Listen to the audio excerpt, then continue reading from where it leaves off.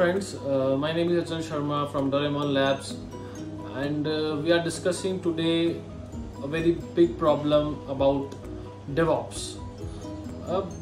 बहुत सारे लोग हैं जिनकी क्वेरीज आती हैं कि DevOps क्या है। लाइक फ्रेशर लोग ये बोलते हैं कि मुझे अपना करियर DevOps में स्टार्ट करना है, कैसे करूं, कहां से करूं। बहुत सारे टूल्स सुनने में आते हैं like Kubernetes, Docker, Ansible, Jenkins। तो कहाँ से शुरू करें, ये सब क्या है। और एक्सपीरियंस लोगों की एक क्वेरी आती है कि आई एम एंड्रॉइड डेवलपर और I am full stack developer, front end developer, I need to switch my technology to DevOps, so how do I do that. So guys, today we are discussing DevOps and these tools बहुत ही easy language में, जिसमें हम कोई बहुत ज़्यादा technical terms use नहीं करेंगे। हम बहुत ही एक प्रैक्टिकल एग्जाम्पल को लेके एक फ्लो डिफाइन करेंगे like a real time environment, और उसमें हम इन टूल्स को इंटीग्रेट करेंगे और इसमें हम ये जान पाएंगे कि ये टूल्स किस तरह से यूज़ होते हैं, DevOps क्या चीज़ है। तो स्टार्ट करते हैं। सो सबसे पहले जो क्वेश्चन आता है कि what is DevOps। So guys, DevOps is a combination of two words, one is development, another is operation. So guys, जब DevOps नहीं था मार्केट में तो it was a huge gap in between a developer guy and in a operation guy, because there are lots of delay into the deployment. Like अगर कोई error आ जाता था code में तो ऑपरेशन पीपल डेवलपर पीपल्स के पास जाते थे और अपनी क्वेरी रिजॉल्व करते थे और फिर से वो कोड को डिप्लॉय करते थे। तो एक वॉल थी दोनों के कम्युनिकेशन के बीच में, जिसने DevOps है जिसको ख़त्म किया है। सो DevOps is not a technology, it is not a programming language that you can learn and you can implement anywhere. So it's a methodology, it's a culture to work by using different tools जिन्होंने easy किया है process को एक company के developer और operation के बीच में, जो पहले एक टीडियस और एक कॉम्प्लिकेटेड नेचर दिखता था, उसको ख़त्म किया है। सो गाइस, स्टार्ट करते हैं। एक एप्लीकेशन को डिप्लॉय करने के लिए सबसे पहले जो चीज़ होती है वो होता है उसका कोड, जो एक डेवलपर लिखता है।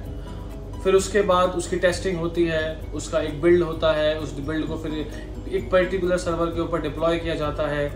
इस पूरे सिनेरियो में एक पूरी पाइपलाइन यूज हो रही है, अगर आप ध्यान से देखो तो, कि एक पहले एक टेस्टिंग होती है कोड की, फिर एक बिल्ड बनाया जाता है, उसको एक अलग टूल के थ्रू टेस्ट किया जाता है, फिर एक स्टेजिंग एनवायरनमेंट होता है, फिर प्रोडक्शन एनवायरनमेंट होता है, एक अप्रूवल लगता है। इस पूरे प्रोसेस को अगर हम एक सिंपल स्क्रिप्ट में लिख दें तो कितना इजी हो कि मैं एक बटन दबाऊं और ये पूरा प्रोसेस इंप्लीमेंट हो जाए। तो guys, here is the example, here is the answer for you, it is Jenkins. So guys, Jenkins is an example for this kind of process. There is another tools also available in the market like Bamboo also, but yeah, Jenkins is the most famous currently in the market. So guys, आपको सिर्फ एक job बनाना है, आपको सिर्फ एक process बनाना है और उसमें आप सब कुछ मेंशन करते हो और एक बटन दबा के आप उस पूरे प्रोसेस को इंप्लीमेंट कर देते हो। सो गाइस, ये हो गया Jenkins का रोल। अब सेकंड चैलेंज कि ये कोड Jenkins लाता कहां से है। So guys, now come into the picture Git. So guys, developer जब भी अपने कोड में कोई भी चेंजेस करता है तो वो अपना एक कमिट करता है और वो कमिट Jenkins को पता लगता है और Jenkins उस कमिट को, उस चेंजेस को रिफ्लेक्ट कर देता है आपके मेन सर्वर के ऊपर। सो गाइस, जो Git है यहाँ पे ये एक SCM है, यहाँ पे अपना यहाँ पे अपना कोड रखता है एक डेवलपर, और यहाँ पे जितने भी उसको चेंजेस करने होते हैं कोड के अंदर, जो भी इम्प्रोविजन्स करने होते हैं अपने चेंजेस कोड के अंदर, वो सब वो Git के ऊपर करता है। So guys, whenever any changes occur in that code, Jenkins trigger a pipeline and deploy a new job and run a new job and deploy this code on the server. Now the third question comes up. अभी Jenkins है हमारे पास जो पूरे process को देख रहा है, एक Git है जहाँ पे हमारा सारा कोड रखा हुआ है, but the third challenge is वो कोड डिप्लॉय कहाँ पे हो रहा है। क्या वो किसी मशीन के ऊपर हो रहा है, या किसी, वो सर्वर क्या है, वो कहां पे डिप्लॉय करूं मैं उस चीज को। So guys here is a in the picture Docker. Guys Docker क्या है? डॉकर आपको एक कंटेनर देता है, एक कंटेनर जिसके अंदर आप अपना कोड डिप्लॉय करते हो with all your dependencies. Like मेरे पास एक एप्लीकेशन है, लाइक पाइथन बेस्ड एप्लीकेशन है, और उसके लिए मुझे पाइथन 3 वर्जन चाहिए, nginx सर्वर चाहिए, और भी बहुत सारे सॉफ्टवेयर्स मुझे उसके लिए उसकी डिपेंडेंसीज के लिए चाहिए उस एप्लीकेशन को रन करने के लिए। So guys with the help of Docker I just need a complete compact package. I can create a complete isolated environment in a Docker container and deploy my application to that container and visible to the whole world. So guys, container जो हमारा problem statement solve करता है वो ये है कि it is easy to share. Like your Instagram post and like your Facebook post, you can easily share Docker images, your containers.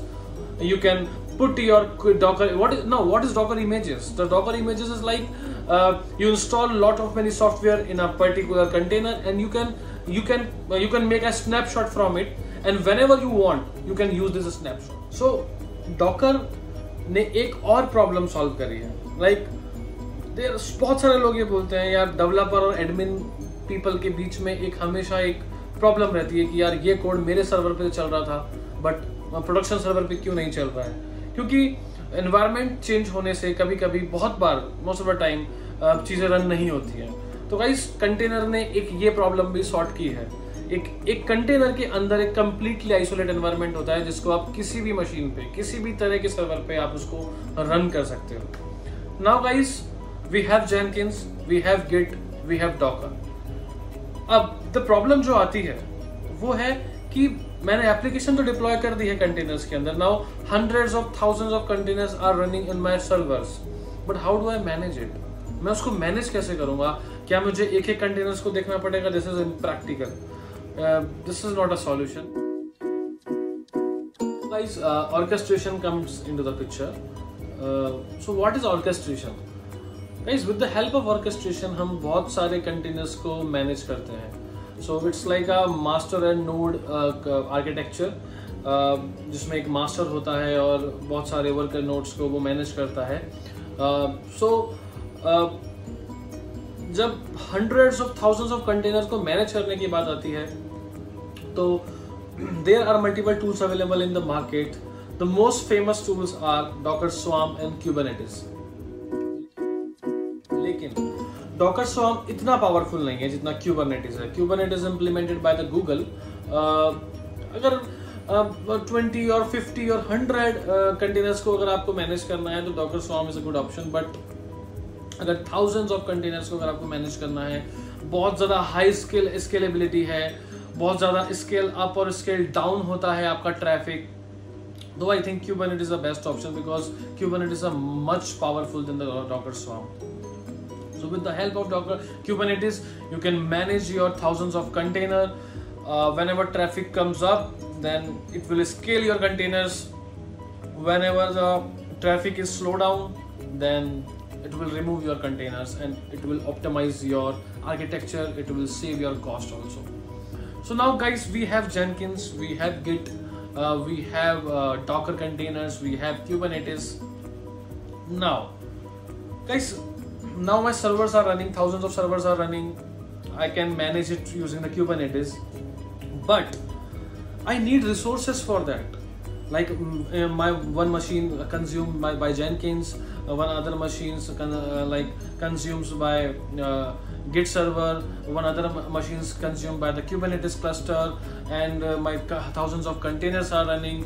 But these require resources like CPU, RAM. Then how do I manage it? Should I buy all these resources? It's not a solution because it's expensive. It's a very expensive for me. So guys, यहाँ पे जो role play करते हैं वो है multiple clouds. Market में बहुत सारे क्लाउड्स अवेलेबल हैं like Alibaba, GCP, AWS, Azure। यहाँ पे आप अपने एप्लीकेशंस को डिप्लॉय कर सकते हो और आप only our basis you can pay these cloud। मुझे 1 घंटे के लिए अगर thousands of GB रैम चाहिए तो मैं 1 घंटे के लिए ही पे करूंगा.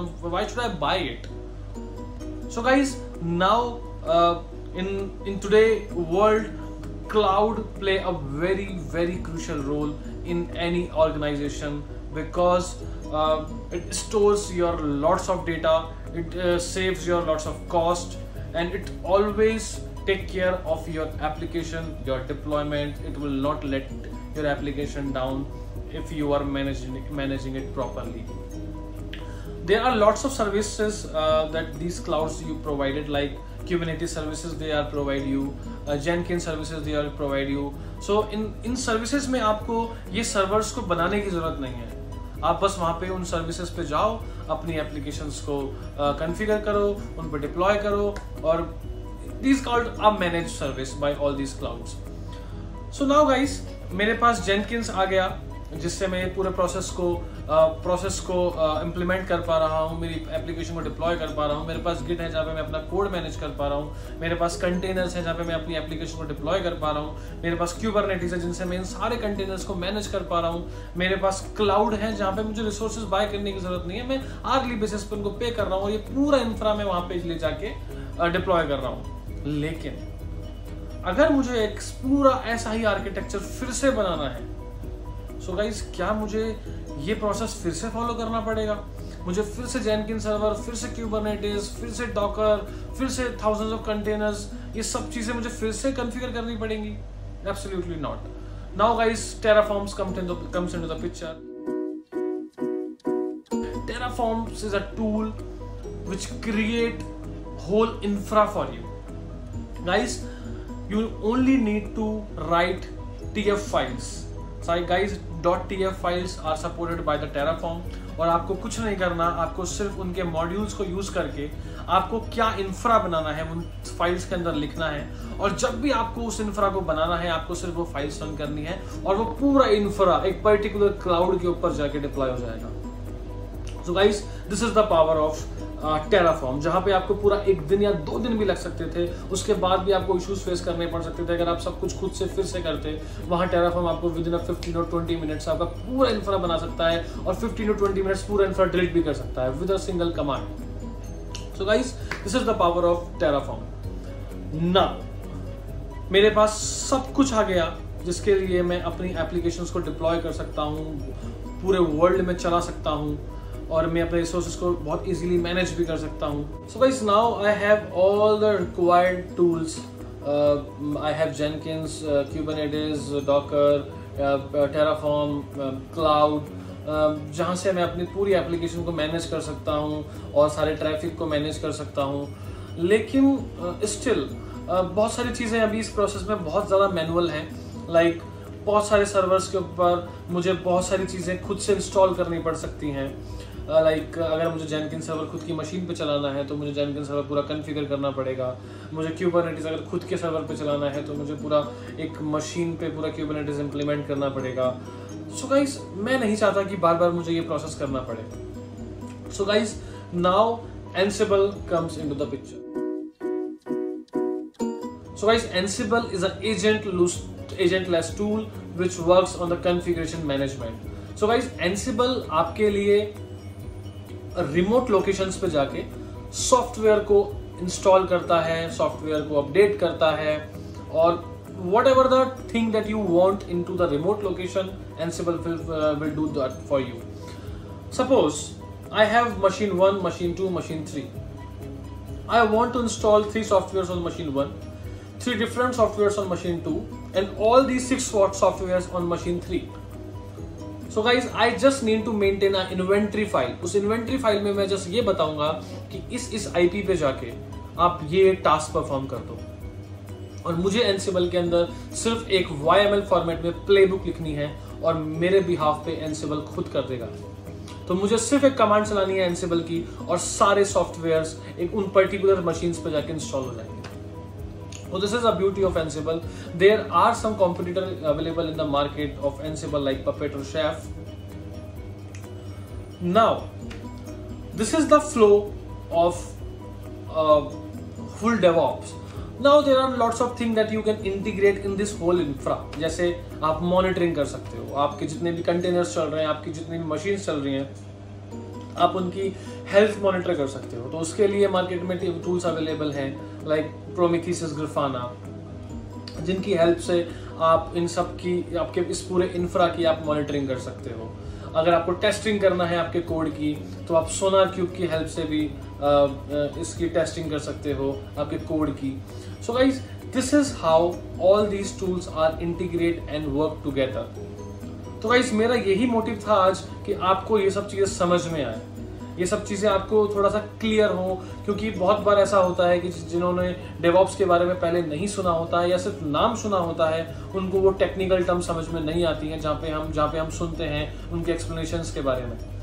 सो गाइस, हमने यहाँ पे बहुत ही इजी लैंग्वेज में डेवॉप्स को समझाने की कोशिश करी है, उसके टूल्स को समझाने की कोशिश की है। आने वाले वीडियोस में हम इन टूल्स को इंडिविजुअली लेंगे और इसके बारे में इसी तरह से आपके सामने बैठ के इसी तरह से इसको डिस्कस किया जाएगा, जिससे आप उनसे और फैमिलियर हो जाएं।